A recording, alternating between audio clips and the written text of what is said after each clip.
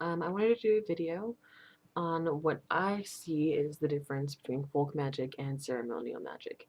I'm sure I'm going to miss some. I'm going to leave out some things and probably forget a couple things, but I'm just going to give a little brief uh, video on it. Folk magic to me is, I think a lot of pagans practice some sort of folk magic today.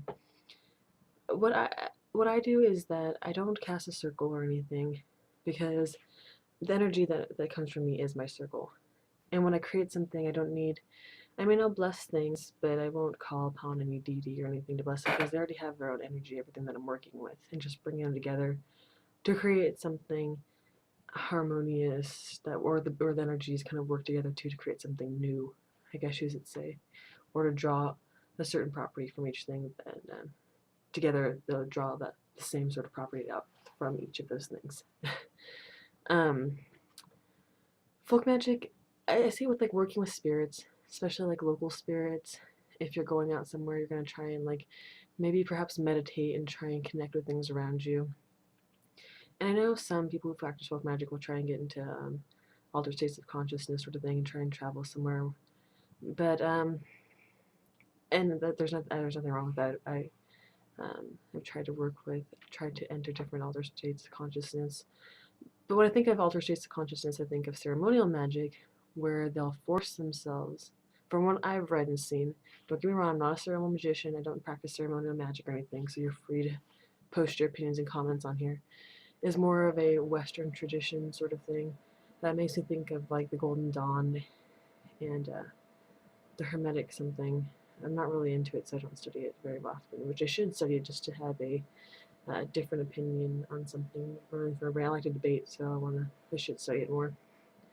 But I see them as getting into an altered state of consciousness and forcing change. Like they'll have highly ritualized or stylized or ritual. Yeah, their rituals are like really super constructed, from what I've heard and seen. Whereas in folk magician, kind of goes with what is maybe a spirit's telling them to, or what feels right, as most people say.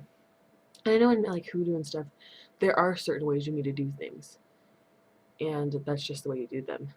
But it's not like it's made. I think it's made more to make something difficult. Like if you really want something, to put the energy in it. If you put like bit of energy into it, you're gonna get an response. But if you're working hard and through consecutive days doing something to make a ritual or some sort of craft work, then it's going to put that much energy into bringing it back to you. That much is going to come back to you. You push and it pushes back. Um, and there's different views on that too, on how it comes back to you.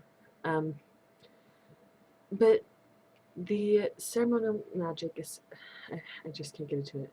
I go by what feels good, like what feels right. But I also combine it with study too. I don't just go out and say, this herb looks like it's going to be good for protection. And it may be good for protection. My instinct might be right, or what the spirits I'm trying to work with might be right. And you can, some people will say that they're working with their spirit guide or spirit animal or their totem. Some will say that they're working with the local spirits, the genus loci. Some say they work with ancestors even, and their ancestors are giving them this knowledge. And some will even travel to a different realm or a different plane to get knowledge. But a lot of people just say, well, they go with what feels right. And maybe it is influenced by something else. I'm not really, can't really say. And even some folk magic practitioners will say, no, this is the way it's supposed to be. Don't just go by what feels right. And some will say yes. So there's even strife within like within folk magic and people's definition of it. But this is between folk magic and ceremonial magic.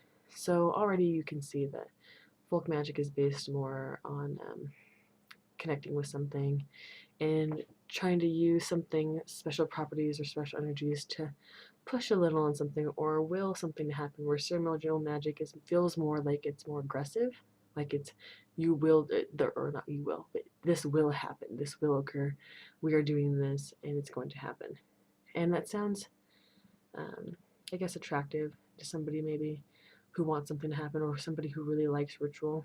I mean, I enjoy watching ritual and I participate in some pagan events here, but I don't go into like highly structured rituals. It makes me uncomfortable and full of anxiety, which is not good energy to put into something. Um, but yeah, I guess you could, and depending also what um, you might have issues with either, or might one with folk magic might seem to like not enough energy put into something that is just like spur of the moment, or to some people who practice folk magic is very love and light, but you gotta remember there are some heavier sides to folk magic too.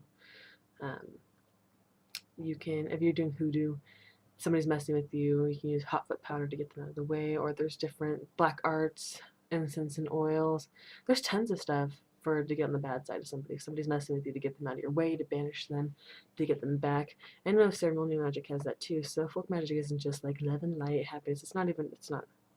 I mean, you can incorporate it into Wicca and stuff, depending on what type of folk magic you're working with. But yeah, and I think that folk magic depends on the region you grew up in too, or like the culture. Americans, they'll pull from everything, so it's like this big old melting pot, which is cool because I'd really like to see like how Appalachian folk magic or Southern folk magic, more hoodoo, or even the Pennsylvania Dutch or Deech, however you want to pronounce it, kinds of folk magic.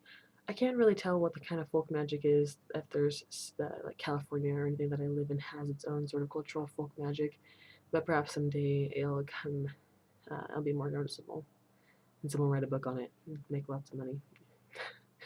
Um, and ceremonial magic tends to be more secretive too. Folk magic is something you learn. A lot of people say they learn from their grandmother, like little funky tidbits. I know someone who has a strong German ancestor like me, who didn't realize a lot of the things her family was telling her, teaching her growing up, was really folk magic. But ceremonial magic is something more. I feel like you need to be like initiated into the mysteries or something.